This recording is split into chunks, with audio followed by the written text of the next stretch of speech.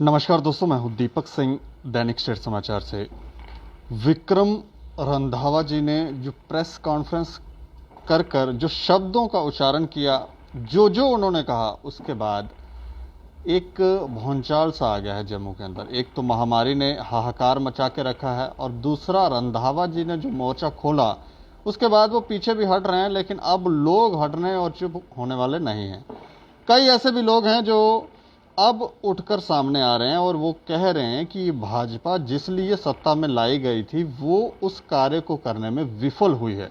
लेकिन इसके ऊपर अपनी पार्टी क्या कहती है, उनका क्या मत है, जान लेते हैं। हमारे साथ बातचीत करने के लिए विक्रम मल्होत्रा जी हैं, जो अपनी पार्टी के जनरल सेक्रेटरी हैं। सर, आपका बहुत बहुत स्वागत है।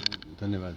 सर, क्या कहेंगे, रंधावा जी ने जो शब्द कहे उसके ऊपर आपका क्या मत है, आपकी पार्टी का क्या स्टैंड है? देखिए, रंधावा जी को मैं व्यक्तिगत तौर पे भी जानता हूं और वो बड़े सुलझे हुए और जिम्मेवार एक पॉलिटिकल एक्टिविस्ट हैं। और उन्होंने जो बातें की हैं वो बहुत आरोप भी लगाए हैं, वो बहुत गंभीर हैं। और हम जम्मू कश्मीर अपनी पार्टी का, अगर आपको याद होगा तो हमने ये माइनिंग माफिया को लेके ये सारी जो लूट खसूट जम्मू कश्मीर के नेचुरल रिसोर्सेज की हो रही है, उसको लेके हमने डेमोन्स्ट्रेट भी किया था, मुजाहरे भी किए थे, प्रोटेस्ट भी किया था। और बुखारी साहब का ये ने पॉलिटिकली भी इसको, मतलब प्रेस स्टेटमेंट के ज़रिए से भी इस बात पे चिंता जताई थी कि जम्मू कश्मीर के जो माइनिंग के रिसोर्सेज हैं वो गलत हाथों में जा रहे हैं, कुछ हद तक चले गए हैं। और इससे जो बेरोजगारी फैली है, और वो एक अपने आप में, मतलब 1 लाख से 1.5 लाख के करीब लोग जो हैं इस व्यवसाय से जुड़े थे वो बेरोजगार हो गए। जो जम्मू कश्मीर के लोकल लोग इस व्यवसाय से जुड़े थे वो बेरोजगार हो गए। और उसके बावजूद हैरत की बात यह है कि ये निकल कहाँ से रही है। ये जो 700-800 की ट्रॉली थी वो 7-8 हज़ार में मिल रही है, आ कहाँ से रही है। और आम आदमी की पीठ टूट गई है। जो छोटा आदमी पैसे जोड़ के 2 कमरे बनाना चाहता है वो मजबूर हो चुका है। जो मकान बनाना चाहता है, दुकान बनाना चाहता है, उसको महंगाई ने कमर तोड़ दी। इतना महंगाई, रेता बजरी आ कहाँ से रही है। अब मार्केट में अवेलेबिलिटी की कमी नहीं है। और आप हमारे जो कार्यकर्ता हैं गांव में वो बताते हैं, जहां जहां तवी लगती है, कि वहां रात भर ट्रॉलियां चलती हैं। ये रात को जो गोरख धंधा होता है वो आज तक तो हम लोग बोल रहे थे, और ये सत्ता में बैठे लोग कह रहे थे नहीं ऐसा नहीं होता। आज जब आग इनके अपने घर तक पहुंची है तो इनको महसूस हुआ, उसकी गरमाइश इनको महसूस हुई, उसका सेक इनको लगा कि भाई हम बात करें। और आज ये वो बातें लेके सामने आए हैं पब्लिक डोमेन में, जो बड़ी सीरियस नेचर की हैं। और जहां एक सिटिंग भारतीय जनता पार्टी के, मतलब जो कार्यकारिणी का एक मेंबर है, पूर्व एमएलसी हैं, वो भारतीय जनता पार्टी के एक मंत्री पे एक तरह से आरोप लगा रहे हैं कि वो इस सब में मुलविस है। और उसमें एक फॉर्मर डिप्टी सीएम भी अब उनके सुर में सुर मिला रहे हैं। और जो वो बात कर रहे हैं वो मोटे तौर पे पूरा जम्मू उसकी बात कर रहा है, कश्मीर के लोग भी कर रहे हैं कि खनन माफिया है जो सरकार के साथ मिलके, पुलिस के साथ मिलके इस धंधे को चला रहे हैं। और इसमें मुझे इतनी खामोशी जो है, आज तक भारतीय जनता पार्टी के स्टेट प्रेसिडेंट की तरफ से कोई इस पे बयान नहीं आया, कोई चर्चा नहीं की। उनको बोलना चाहिए इस पे, अगर कुछ है ही नहीं वो भी बोलना चाहिए, और जिन पे आरोप लग रहा है उनको भी बोलना चाहिए। ये कोई छोटी बात नहीं है। 5 से 300-400 करोड़ का एक स्कैम जिसकी तरफ इशारा, मतलब लॉयर्स भी कर रहे हैं, सिविल सोसाइटी भी कर रही है, आज भारतीय जनता पार्टी के लोग भी खुद कर रहे हैं। लोगों को पहले ऐसा लग रहा था हिम्मत नहीं कर पा रहे, वो बोलना चाहते थे लेकिन हिम्मत नहीं कर पा रहे। रंधावा साहब की प्रेस कॉन्फ्रेंस ने उन लोगों की आवाज़ जो है उनको वापस लौटा दी, एक हवा दे दी। अब वो बोल रहे हैं खुलकर कि ये 3-3 हज़ार में, 4-4 हज़ार में, 5-5 हज़ार में, 8-8 हज़ार में ट्रॉलीज जो हैं वो जा रही हैं। लेकिन डीएमओ जो हैं, जिनका ये दायित्व था कि वो रोकें, वो तो प्रेस वालों को खुलेआम इंटरव्यू दे रहे हैं। वो कह रहे हैं हमारे पास बंदे ही 2-4 हैं, 10 बंदे हैं, तो हम क्या करें। हम एक स्पॉट पे जाते हैं तो ट्रॉली वाले वहां से भर लेते हैं, हम क्या करें। तो ये कैसे देखें? ये विडंबना है। आप खुद सोचिए कि जिस सुनहरा ख्वाब जो जम्मू कश्मीर के लोगों को दिखाया गया था, खुसूसन जम्मू के लोगों को, कि 370 टूटने के बाद एक ऐसी स्थिति उत्पन्न हो जाएगी जहां पे खुशहाली ही खुशहाली आएगी। आज जम्मू के लोग सोचने पे मजबूर हो रहे हैं कि आज हमको ये किन लोगों के हाथों में सौंप दिया। अगर हम आपके चहते प्यारे बच्चे थे, भारतीय जनता पार्टी के लिए जम्मू के लोग इतने प्यारे थे, तो उनको किसी अच्छे हाथों में सौंपना था। आपने हमको ऐसे लोगों के हाथों में सौंप दिया, ऐसी ब्यूरोक्रेसी के हाथ में सौंप दिया जो आज आप अपने तरफ से कह रहे हैं कि भाई वहां पे वो कह रहे हैं हमारे पास फोर्स ही नहीं है। तो फिर इतनी ये जो गवर्नमेंट के स्कीम्स चल रही हैं, जो ये 4 लेनिंग चल रही है, जो ये दूसरी रिक्वायरमेंट है, ये कहाँ से पूरी हो रही है सरकार की? कहाँ से रेताबाजी जो उन्होंने सवाल उठाए, जो हम लोगों ने भी अपने प्रोटेस्ट में सवाल उठाए थे कि ये माफिया जो ऑपरेट कर रहा है और उसको बेनकाब करने का के लिए जब तक ऑपोजिशन बोल रही थी तो for the sake of opposition हम सीरियसली नहीं लिए जा रहे थे। क्योंकि आज कोई नोटिस तो नहीं भेज दिया आपको, आपके बोलते, क्योंकि नोटिस बहुत आ जाते हैं यहाँ पर। देखिए, मैं आपसे एक बात आपको क्लियरली बताऊं, हम उस राजनीति में नहीं उस सोच से राजनीति नहीं करते कि कोई क्या करेगा। वो उनका जो स्टाइल ऑफ फंक्शनिंग है वो देश भर दुनिया जानती है। पर एक बात प्रैक्टिकली ये है कि हम चाहते हैं कि इसमें एक थॉरो इंक्वायरी हो, एक सच्चाई सामने आनी चाहिए। अगर सपोज कुछ भी सत्य है रंधावा साहब की बातों में, तो अगर गलत भी है, सपोज वो गलत भी कह रहे हैं, 2 मिनट के लिए हम मान लें, तो भी एक यूनियन मिनिस्टर को क्यों वो इन्वॉल्व इसमें कर रहे हैं? अगर वो गलत भी कह रहे हैं तो इस बात की इन्वेस्टिगेशन तो होनी चाहिए।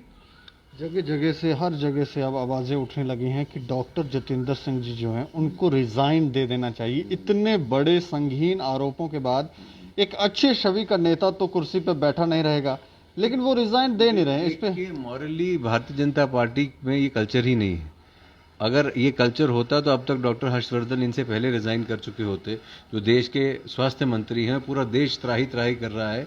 लोग ऑक्सीजन की वजह से बगैर तड़प तक के अस्पताल के बिस्तरों पे मर रहे हैं। जम्मू कश्मीर में एक बात फैलाई जा रही है कि यहाँ किसी चीज़ की कमी नहीं है।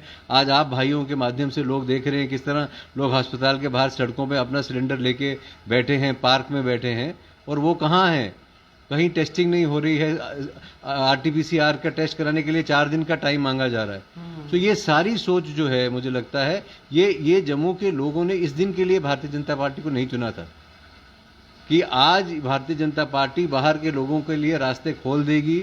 बाहर के लोग आएंगे, वो हमारे ट्रेड पे कब्जा करेंगे, वाइन का ट्रेड होगा उस पर करेंगे, माइनिंग का ट्रेड होगा उस पर करेंगे, आने वाले समय में और भी जो ट्रेड्स हैं उन पे कब्जा करेंगे, और जम्मू में बेरोजगारी का हाल बद से बदतर हो जाएगा। और अगर आप सवाल पूछेंगे तो आपको नोटिस आ जाएंगे।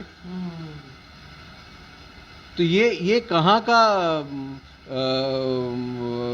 गवर्नेंस है? ये कौन सा मॉडल है गवर्नेंस का कि जहां अफसर जो है वो भारतीय जनता पार्टी के बड़े नेताओं का, हमारी तो छोड़ दो, ऑपोजिशन के लोगों के उनके फोन नहीं उठाएंगे। वो किस लिए? क्योंकि लोगों के काम उनको सुनना पसंद नहीं है।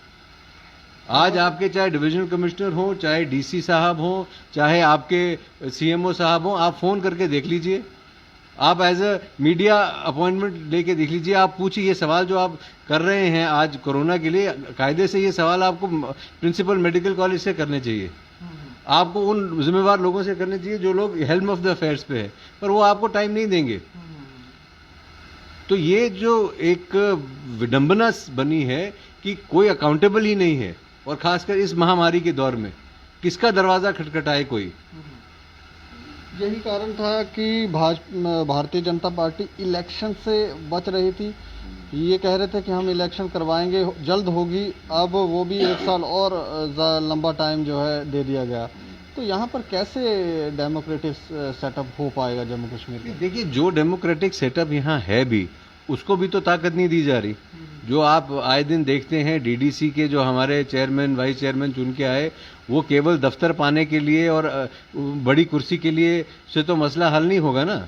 अगर वो समझ देंगे कि वो लोग भी ये समझेंगे कि नहीं, हमको दफ्तर मिल गए, हमको बड़ी ऑफिसर चेयर मिल गई और हम बन गए। डिलीवरेंस जहां होगी, जब एम्पावरमेंट होगी, जब फाइनेंशियल एम्पावरमेंट होगी, कब कैसे ये ब्यूरोक्रेसी अपने शिकंजे से इसको निकलने देगी? तो आज ब्यूरोक्रेसी के कंट्रोल में पूरा जम्मू कश्मीर है, और उसी कंट्रोल का फायदा वो उठा रहे हैं। और इसी की फ्रस्ट्रेशन जो है वो आपको रंधावा साहब की बातों में भी नजर आती है।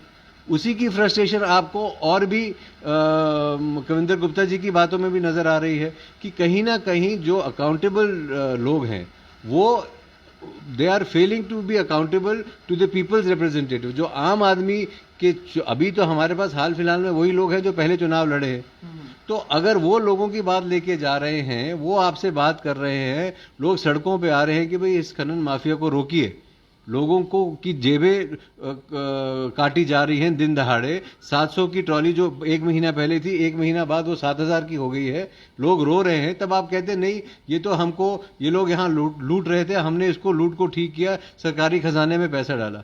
अरे भाई, सरकारी खजाने में आप पैसा कहाँ लेके डाल रहे हैं? सरकारी खजाने से तो नुकसान आप दे रहे हैं। जो आप अगर इस माइनिंग की प्रोसेस को पंचायत लेवल तक ले जाते, वो वहाँ पे गवर्नमेंट अपनी माइनिंग मशीन्स लगाती और सस्ते दामों पे लोगों को मिलता, तब तो बात होती। आपने कुछ प्राइवेट प्लेयर्स को दे दिया है, 10 ब्लॉक दिए हैं, अब 20 दिए हैं, 10 अभी एलोकेट ही नहीं हुए, उन पे काम शुरू नहीं हुआ। तो इतनी जो माफिया जो ऑपरेट कर रहा है विद इम्प्यूनिटी, उसको आप कंट्रोल नहीं कर पा रहे हैं। और अगर आपके अपने लोग भी इस पे बात करते हैं तो आप कहते हैं ये गलत बोल रहे हैं, हम इन पे मानहानि का दावा करेंगे। पहले तो ये दूसरी पार्टियों के नेताओं को नोटिस भेज रहे थे, अब इन्होंने अपनी पार्टी के लोगों पर भी नोटिस जारी करना शुरू कर दिया है। तो क्या लग रहा है कि आने वाले समय में भारतीय जनता पार्टी का अस्तित्व जम्मू कश्मीर में बचेगा कि नहीं? देखिए, भारतीय जनता पार्टी की जो असली राजनीति थी वो अब सामने आ रही है। जम्मू कश्मीर के लोग इसके भुक्तभोगी हैं, वो ये समझते हैं, खासकर जम्मू के लोगों को ये आज समझ में आ रहा है, चाहे वो ट्रेडर्स कम्युनिटी हो, चाहे वो डॉक्टर्स हो, चाहे वो बिजनेसमैन हो, चाहे वो बेरोजगार नौजवान हो, उनको ये समझ में आ रहा है कि हमको एक प्रयोगशाला की तरह इस्तेमाल किया गया, हमारे को इस्तेमाल करके बीजेपी ने सत्ता हासिल करी। और आज जब हम लोगों पे एक कठिन वक्त आया है, एक मुश्किल वक्त आया है, तो हम ही को हमारे ही घर के चिराग से, वो कहते हैं ना, डर लग रहा है, आग लग गई, तो घर का चिराग जो था उसी से घर जल गया, उसी चिराग से घर जल रहा है। जल भी उसी से सकता था, बाकी वालों को तो ये मान ही नहीं रहे थे और समझ भी नहीं रहे थे। इसीलिए आज भारतीय जनता पार्टी को इसमें उसमें अंग्रेजी में एक कहावत है, seizures wife should be above suspicion. मतलब जो जूलियस सीजर था उसकी बीवी जो थी उसके बारे में कि उसको शक के दायरे से बाहर होना चाहिए। तो इसी तरह बीजेपी के ये जो लोग हैं, मंत्री हैं, इनको शक के अपने आप को क्लैरिफाई कर दें और इस पर एक इंक्वायरी हो जाए, या कम से कम बात तो करें, बीजेपी के अध्यक्ष इस पर बात तो करें। ये इतनी खामोशी किस वजह से है? क्योंकि इनको बताना चाहिए, अगर कोई इन्वॉल्वमेंट नहीं है, कोई इस किस्म की बात नहीं है, तो इसमें लोगों के सामने दूध का दूध और पानी का पानी होना चाहिए। एक कमेटी भी बनाई गई है, उसमें जियोलॉजी माइनिंग के जो डायरेक्टर हैं वो जांच करेंगे, जो संगीन आरोप लगाए गए हैं रंधावा साहब की तरफ से। क्या लग रहा है ये? मेरा कातिल ही मेरा मुंसिफ है, तो वो क्या मेरे हक में फैसला देगा? तो ये जब कातिल ही मुंसिफ होगा तो वो फैसला तो जैसा आएगा वो हम सब लोग जानते हैं, उसमें कोई आपको एक्सपेक्ट नहीं करना चाहिए कि कोई बड़ी रिवीलिंग चीज आएगी। वो तो उसको एक कवर अप करने के लिए एक आई वॉश कमेटी। बिल्कुल बिल्कुल। तो आप क्या मांग कर रहे हैं? सीबीआई जांच हो? सीबीआई जांच हो और कोई तथ्य जांच हो, जांच होनी चाहिए। हमारा ये मानना है कि हाईएस्ट लेवल की अगर सीबीआई पे लोगों को भरोसा है या नहीं है, कितना है, सीबीआई जांच हो, उच्च स्तरीय जांच हो, एक जांच होनी चाहिए। उनकी कही हुई बातें जो हैं, कुछ बातें उन्होंने गुस्से में आके, तैश में आके कह दी, उनको छोड़ के जो तथ्य पे बेस्ड बातें थी और जो इल्ज़ाम उन्होंने लगाए जिस तरह से, और उसमें एक सीनियर भारतीय जनता पार्टी के लीडर को इन्वॉल्व हुए उस बयान में, तो मुझे लगता है पब्लिक डोमेन में इसकी जांच, इस पे बात होनी चाहिए और इसको क्लैरिफाई किया जाना चाहिए, वरना ये समझा जाएगा कि कहीं ना कहीं दाल में कुछ काला है। चलिए, शुक्रिया सर हमसे बातचीत करने के लिए। तो दाल में कुछ काला ना रहे, दाल को साफ करने का तरीका यही है कि सीबीआई जांच हो। अपनी पार्टी के जो जनरल सेक्रेटरी हैं वो ये कह रहे हैं और लोग भी ये मांग कर रहे हैं, क्योंकि पारदर्शिता आनी ही चाहिए। अगर आप इसी तरह से आईवाश कमेटियां बनाते रहेंगे, इंक्वायरियां करते रहेंगे, तो आपको लगेगा कि आने वाले समय में लोग चुप हो जाएंगे। तो ऐसा होता दिख नहीं रहा। हर रोज़ एक नया कदम जो है लोग आगे बढ़ा रहे हैं और यहाँ भारतीय जनता पार्टी का ही अस्तित्व जो है वो खतरे में दिख रहा है। लेकिन आप अपनी राय रख सकते हैं और देखते रहें दैनिक स्टेट समाचार। मुझे और मेरे सहयोगी करुण डोगरा को दें इजाजत। नमस्कार।